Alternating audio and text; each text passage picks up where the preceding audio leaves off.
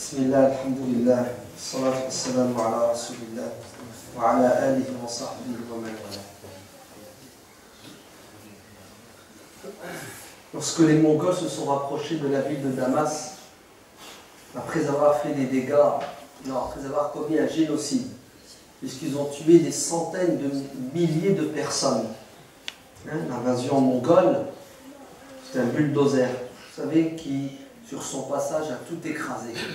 Lorsqu'ils sont arrivés aux portes de Damas, le grand imam Taqiyuddin Ahmad ibn Taymiyyah, un des rénovateurs du 8e siècle, il est mort en l'année 723 de l'Hégire, a appelé les gens de Damas à quoi? À prendre les armes pour arrêter l'envahisseur. Il a appelé les gens à la résistance. En arabe, on dit le jihad. D'accord, la résistance, quand on traduit, d'après le vocabulaire coranique, ça veut dire le jihad. Donc Ibn Taymiyyah a appelé les gens au jihad, à la résistance contre les nazis. Ils sont arrivés pour envahir Damas. Malheureusement, le peuple damascène était un peuple qui avait déjà perdu la bataille. Car une guerre se perd lorsque psychologiquement on est convaincu qu'on est incapable de gagner, ou lorsqu'on est convaincu que notre ennemi est invincible. Le proverbe qui circulait dans le monde musulman depuis l'invasion des Mongols, c'est que les Mongols sont invincibles. Celui qui vous dira que les Mongols ont perdu une bataille est un menteur. Que voulez-vous faire avec une population qui accepte son destin de manière résignée? Comme si les gens connaissaient l'avenir. C'est lorsque l'être humain ne veut pas faire d'efforts et se battre qu'il appelle au secours le destin et qu'il prétexte qu'on ne peut rien faire. On ne peut pas changer son destin, c'est maktoub. C'est une erreur. Notre destin, Dieu nous demande de le changer. Dieu nous demande de nous battre. Pourquoi? Pour que demain soit meilleur qu'aujourd'hui. Et si vous ne vous battez pas, vous restez les bras croisés, vous verrez que demain sera pire qu'aujourd'hui. Vous vous trompez si vous croyez que l'être humain n'est pas capable de changer la donne. Alors, les musulmans en général à Damas avaient déjà fait un dépôt de bilan, sans même avoir tenté, essayé. Quel échec! Ibn Taymiyyah, lui, ne désespère pas. Qu'est-ce qu'il fait? Il fait son travail de savant, qui est de réveiller les consciences et d'éduquer les gens et de corriger les convictions qui sont fausses et qui sont suicidaires. Alors il va passer son temps dans les mosquées, avec d'autres savants comme lui, à appeler les gens à la résistance. Et il va y arriver. Le jour J approche, il a préparé les gens spirituellement, psychologiquement, intellectuellement, et les a aussi préparés militairement, avec des entraînements. Le jour J approche, et là, il faut galvaniser les foules. Et Ibn Taymiyyah leur dit, n'ayez crainte, nous allons entrer en combat avec ces hommes-là et nous allons gagner contre eux. Et on va le rappeler à l'ordre en lui disant, ya imam, tu as l'air d'être trop sûr de toi. Normalement, c'est 50-50. Avant, c'était aucune chance de gagner, n'est-ce pas? Ils ne voulaient même pas se battre. Maintenant, ok, tu nous as convaincus qu'il fallait nous battre, nous allons nous battre, mais il reste quand même 50% de chances qu'on ne gagne pas et 50% de chances qu'on l'on perde. Et Ibn Taymiyyah de réagir. Parce que ça, c'est une brèche. Une brèche qui peut mener à la défaite. Non, nous allons gagner de manière sûre et certaine. Et à nouveau, on lui dit, Ibn Taymiyyah, crains Dieu. Il n'y a que Dieu qui connaît l'avenir, n'est-ce pas? Et si Dieu veut que l'on gagne, on gagnera. Mais s'il ne veut pas qu'on gagne, on perdra. Et voilà, on dirait qu'il faut recommencer le travail à zéro. Et à nouveau, leur expliquer que l'univers est régi par des lois. Il y a la volonté de Dieu et il y a des lois immuables qui ne changent pas, qui sont les mêmes pour tout le monde. Si tu mets ta main dans le feu, tu brûles. Tu sois musulman ou pas musulman, que tu dises Inch'Allah ou non, tu mets ta main dans le feu, tu brûles. C'est ça la règle. Maintenant, si tu as mis la main dans le feu, tu ne brûles pas, c'est parce que tu l'as voulu, c'est parce que Dieu l'a voulu. Et entre nous, c'est l'exception pour les prophètes. Très bien. On va peut-être gagner, on va peut-être perdre 50-50. Ibn Taymiyyah leur dit non, nous allons gagner de manière sûre et certaine. Il ne faut pas que le doute vous gagne. Ouais, mais dis Inch'Allah. Non, je ne dirai pas Inch'Allah. Parce que vous, musulmans, quand vous dites Inch'Allah, c'est généralement parce que vous n'avez pas envie de faire la chose. Vous dites Inch'Allah, vous savez quand? quand vous n'avez pas fait ce qu'il faut pour réussir. Le mec, il n'y a pas d'assurance, hein, sa voiture, elle n'est pas assurée, il la prend, et tu lui dis, Yahri, t'es pas assuré, pourquoi tu prends ta voiture? Il dit, Inch'Allah, ça va marcher. Inch'Allah, j'aurai rien du tout. Ouais. Inch'Allah, Rabbi, Inch'Allah, les flics aujourd'hui, ils ne vont pas sortir. Regardez comment il utilise Allah. Non, regardez comment il veut utiliser Dieu. Pourquoi? Pour cacher sa malhonnêteté, mais surtout sa folie. Et on est comme ça. Non? Quand on veut quelque chose sans faire d'effort, on appelle au secours Dieu. Mais quand on veut faire quelque chose et on s'est donné les moyens, on ne dit pas Inch'Allah, on ne dit pas Bismillah, on ne dit pas c'est halal ou haram, rien à faire parce qu'on est sûr de nous. Et c'est là où le bas blesse, et c'est là où les musulmans se trompent. Ibn Taymiyyah leur dit non. Si on fait les choses dans les règles de l'art islamique, on est bien intentionné, on s'est entraîné comme il se doit, et que nous croyons que ce combat est noble, qu'il plaît à Dieu, et que nous allons combattre l'ennemi pour plaire à Dieu, on n'est pas parti pour être payé, on n'est pas parti pour voler et violer, alors sachez qu'il y a une loi dans le Coran qui dit « Intansurullah yansurkum ». Si vous faites des sacrifices pour la religion de Dieu, Dieu sera à vos côtés et vous atteindrez vos objectifs. Et si vous ne cherchez pas à plaire à Dieu, vous voulez réaliser vos projets pour des ambitions personnelles, qu'elles soient positives ou négatives, vous savez ce qui va se passer? Réussira le meilleur, le plus fort, le plus capable, le plus puissant. Les Mongols sont forts, certes.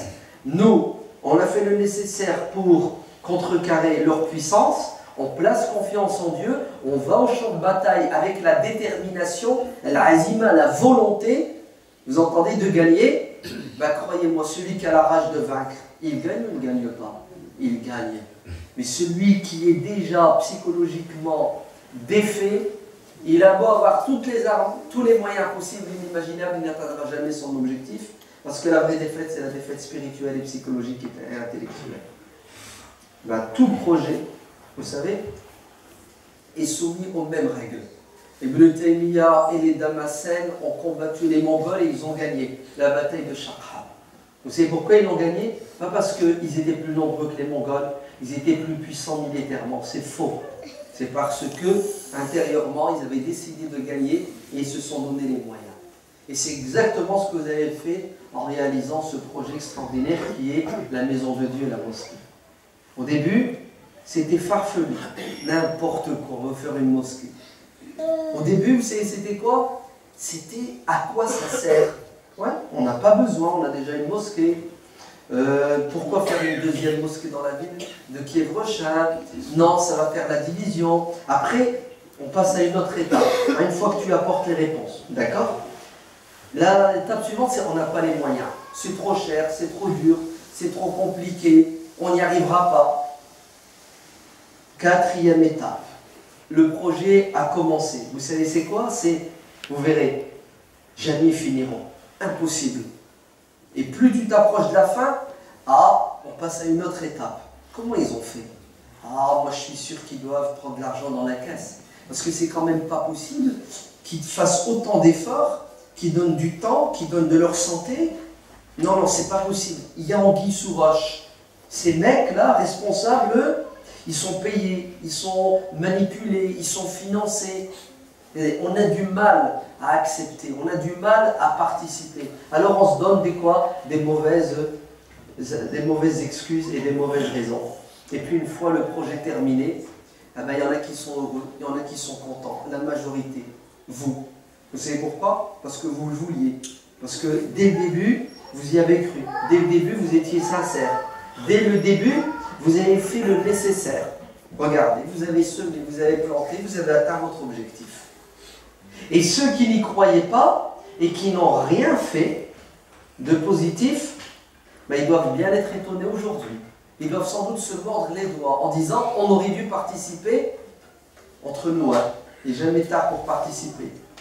Mais vous n'arriverez jamais à rattraper ceux qui ont commencé et ceux qui se sont sacrifiés au début.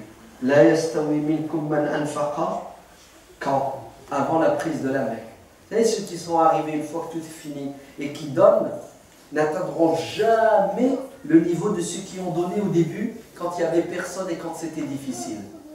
Dieu accepte les sadaqas de tout le monde, mais chacun son niveau. Donc, la porte est toujours ouverte pour donner. La porte est toujours ouverte pour faire des sacrifices.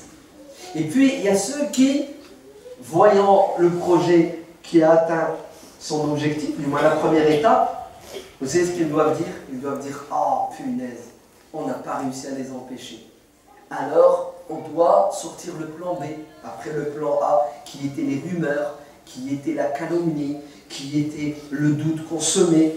Hein, tout ça, les responsables l'ont subi.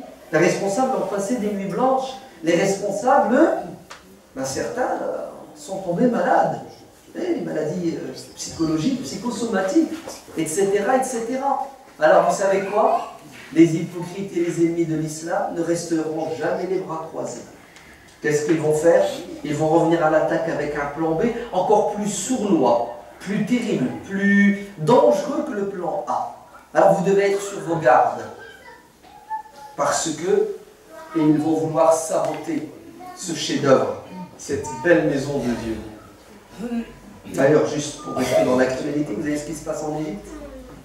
Le peuple s'est soulevé contre un tyran, un despote, une dictature, un pharaon. Le peuple est allé aux urnes. Il a choisi un parlement. Le peuple a choisi un président. Le peuple a voté en majorité pour une constitution qui n'a d'égal sur terre. C'est la meilleure des constitutions qui existent, la constitution égyptienne. Vous savez pourquoi? Parce qu'ils ont pris toutes les constitutions du monde, et ils ont pris ce qu'elles avaient de meilleur, et ils ont fait un bout pourri. Quelque chose de super, de magnifique. Malgré tout cela, regardez, coup d'État. Et vous savez qui c'est qui est derrière le coup d'État? Les puissances étrangères, ouais, l'ennemi, et vous savez lequel en premier? Celui qui est juste à côté, et les autres, qui sont à ses bottes. Et le deuxième ennemi, c'est qui? Les hypocrites, ceux de l'intérieur. Et d'ailleurs, l'ennemi extérieur n'a pu atteindre cet objectif que grâce à la top, la cinquième colonne, les hypocrites. Wafil Madinati, Munafiqun, Maradu ala al-Nifaq. Coup d'État. Il faut refaire des élections démocratiques. Et même si on fait des élections, et à nouveau les islamistes gagnent, vous allez faire quoi à ce moment-là? Vous allez faire quoi? On les a déjà faites et ils ont gagné. Non. La démocratie ne doit mener au pouvoir que les anti-islamistes. Les anti-islam. Vous entendez? C'est ça la règle aujourd'hui sur Terre. On ne veut pas que les pays musulmans soient libres et démocratiques. Pourquoi? Pour qu'ils aient à leur tête des dictateurs, pour que les richesses de ces pays-là soient acheminées dans 20% de la planète, les pays occidentaux, pour pouvoir gaspiller 30% de ces richesses et vivre dans le luxe et la luxure. Bref, parenthèse fermée. On reparlera une autre fois d'Égypte. Donc, les ennemis et les hypocrites sont à l'affût. Ils ne baissent pas les bras, eux. Ils disent Insha al-Shaytan, et ils le pensent, et ils le croient, et ils se mettent au travail. Alors Allah yabarak fikum, restez soudés. Comme vous l'avez été dans les moments de la difficulté. Et c'est vrai que c'est beau, c'est magnifique. Tout le monde s'est mis au travail, les hommes et les femmes, les riches et les pauvres, ceux qui sont en bonne santé, ceux qui ne le sont pas, les vieux et les jeunes. Bon là, et quand tu rentrais dans la mosquée, un vieux, il est là. Bon, je ne vais pas m'amuser à citer les noms, ok? Parce qu'Allah les connaît, et puis il n'y a plus le temps. Mais il mérite d'être noté. Sur quoi? Sur une plaque. Ouais.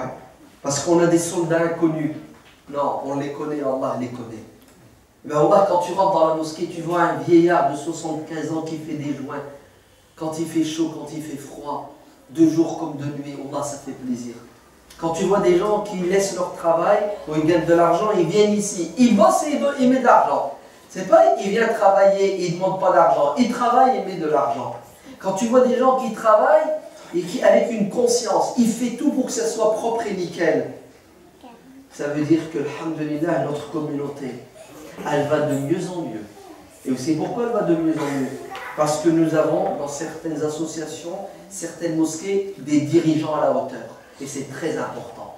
Car les gens sont pas compliqués, sont pas difficiles. Ils ont juste besoin d'une tête. Ils ont besoin de leaders. Vous entendez? Aïmma, nous avons besoin de guides. Et quand on a des gens à la hauteur qui nous guident, qu'est-ce qu'on fait nous, le peuple? On donne, on se sacrifie.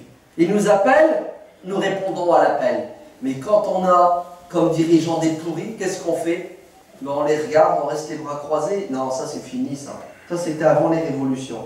Et maintenant, il y a des pourris au pouvoir, on les détrône. Grâce à quoi? Grâce à la démocratie, le pouvoir appartient au peuple. Alors, si vous voulez que ça continue, c'est ce qu'il faut faire, restez comme vous êtes. Soudés. Nous sommes des musulmans, vous entendez?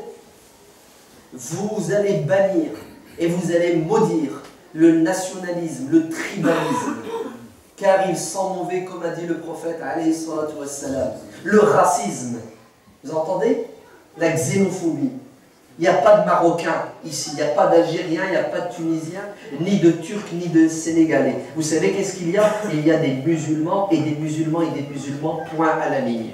Le meilleur parmi nous, c'est celui qui est le plus musulman. Et ça, il n'y a qu'Allah qui le sait. Et moi, je vais te juger en fonction de tes paroles et de tes actes. J'en ai rien à cirer de ta couleur, de tes origines, de ta nationalité. Tout ça, ça ne m'intéresse pas. D'ailleurs, ça n'intéresse pas Dieu non plus. Donc, nous sommes tous ici des musulmans. Et nous sommes tous des frères. Vous avez entendu? C'est-à-dire nous sommes tous des frères musulmans. Des musulmans frères. Vous le mettez dans les deux sens, ça marche. Vous avez compris? Parce que c'est Dieu qui nous le demande. Et en plus, vous voulez comme ça, si vous ne comprenez pas l'islam, comme Hassan al-Banna l'a compris, et si vous ne le pratiquez pas comme Hassan al-Banna nous a demandé de le comprendre, on va se bouffer la gueule. Et on va se tirer dans les pattes. Ce qui est le cas dans beaucoup d'endroits. Parce qu'ils n'ont rien compris ou ils ont mal compris cette religion. Oui. Par contre, nous, alhamdoulilah, on a compris que au-dessus des nationalités, des couleurs, il y a Sibratullah, la couleur de Dieu. C'est quoi la couleur de Dieu? C'est la foi, c'est l'islam. Alors vous restez unis, on est d'accord? Autour de notre foi, de notre religion. Deuxièmement, vous restez des républicains démocrates. Voilà. Celui qui a une critique à faire, il l'a fait dans les règles de l'art. Il y a une boîte à idées, le responsable, tu fais ta remarque et vous respectez le choix. On a choisi des responsables, ils sont aux commandes, on attend les élections suivantes, bilan moral, bilan financier, on critique, on veut les reconduire, on les reconduit, ils ne sont pas bons, on les vire, on met des autres. C'est comme ça que ça marche. Mais entre les deux mandats, on se tait quand on n'a rien à dire. Parler pour semer la fitna, vous savez ce que c'est? C'est synonyme de malédiction. La fitna, elle existe, maudit celui qui la réveille. Malheur et maudit à celui qui va entrer dans une communauté qui va la diviser et séparer. Que la malédiction de Dieu s'abatte sur lui.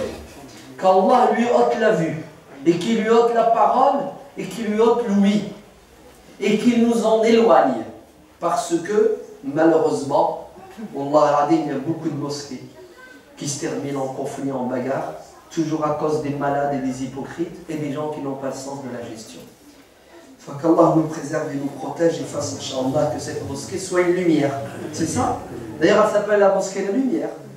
Donc, qu'est-ce qu'elle va faire? Elle va répandre de la lumière. Subhanallah. Avant même qu'elle soit terminée, elle a déjà répandu de la lumière et ça a donné effet. Avant qu'elle ne termine. Vous savez pourquoi? Parce qu'il y a quelqu'un qui s'est converti à l'islam. Grâce à cette mosquée.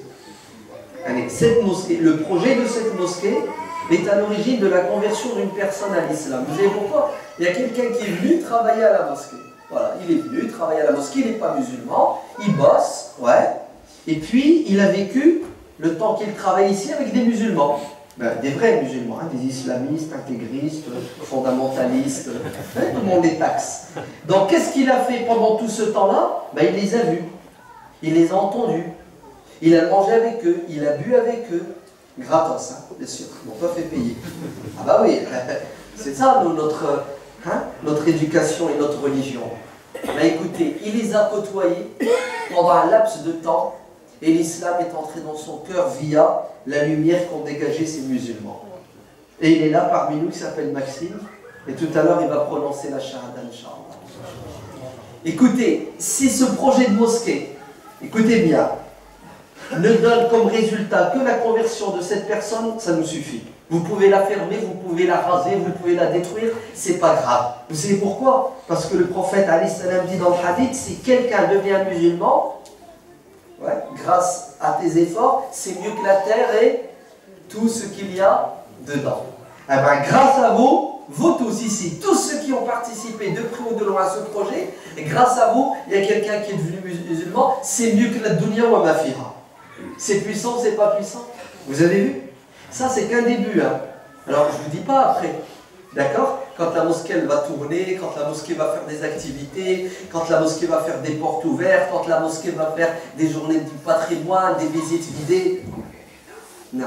Qu'est-ce qui va se passer ce jour-là? Ben, les gens vont découvrir que cette mosquée est une lumière de paix.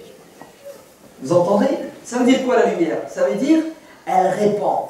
Elle répand quoi? Elle répand des idées qui sont bonnes, qui sont utiles, des idées qui appellent à quoi? Qui appellent au vivre ensemble, à la fraternité, à l'amour entre les êtres humains, à l'égalité.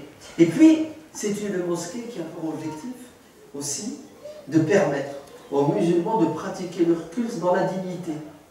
Tout ça, ça fait de nous des musulmans, des citoyens équilibrés, parce que apaisés, parce que réconfortés.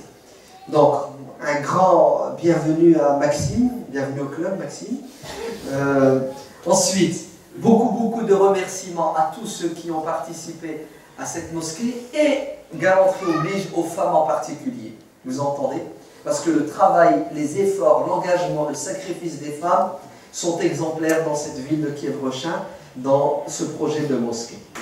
اللهم صل على سيدنا محمد وعلى آل سيدنا محمد كما صليت على سيدنا إبراهيم وعلى آل سيدنا إبراهيم وبارك على سيدنا محمد وعلى آل سيدنا محمد كما باركت على سيدنا إبراهيم وعلى آل سيدنا إبراهيم في العالمين إنك حميد مجيد ربنا آتنا في الدنيا حسنة وفي الآخرة حسنة وقنا عذاب النار سبحان ربك رب العزة عما يصفون وسلام على المرسلين والحمد لله رب العالمين